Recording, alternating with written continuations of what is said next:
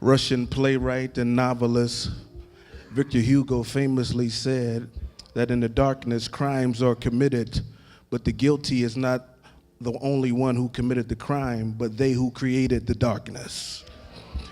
We live in these yet-to-be United States of America under the oppression of created darkness. White supremacy created darkness. Patriarchy created darkness. Hegemony created darkness. And somebody has to be bold enough with the prophetic clarion call to shine a light in the midst of darkness. To be black in America is to be consistently under siege, to be seen as a suspect, to have your humanity questioned and never assumed. To be black in America is to always live, get this, with your life on the line.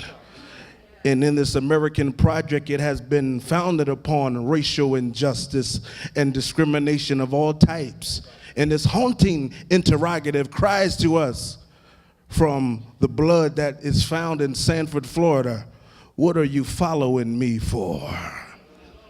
What are you following me for? I would submit to you tonight that when George Zimmerman saw Trayvon Martin, he didn't see a son of his mother and father. He didn't see a brother of his siblings. He didn't see a student to his classmates, nor a companion to his friends. He saw an it. He saw a demon. He saw a less than figure on the hierarchy of humanity.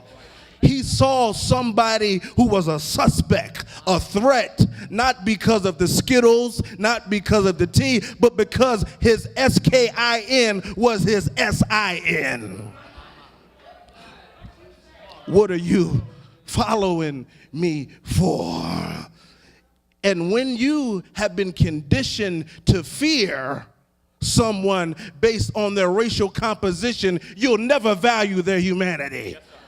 And you will understand them, and you will always feel obligated to kill that which you don't understand.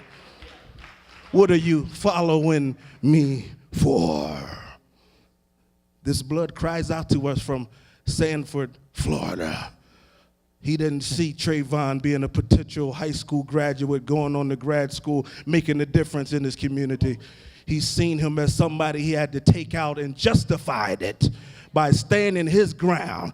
Trayvon, I can hear him say, what are you following me for? What are you dehumanizing me for? Why are you ostracizing me? Why are you pursuing me? Why are you following me? Why are you stopping and frisking me? Why are you police brutalizing me? What are you following me for? I pastor a Baptist church, and in our tradition, we live for text.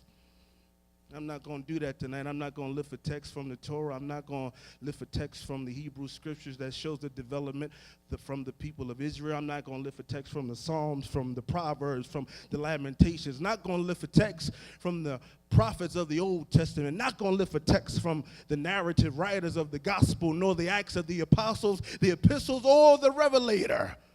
I'm going to lift a text from the sacred canon of the African-American tradition, that prophet known as James Baldwin. James Baldwin, in his sacred text, The Fire Next Time, says you were born where you were born and face the future that you face because you were black and for no other reason. The limits of your ambition were thus, you were expected to be set forever. You were born into a society which spelled out with brutal clarity in as many ways as possible, you were a worthless human being. You were expected to make peace with mediocrity wherever you turn. What are you following me for? What are you following?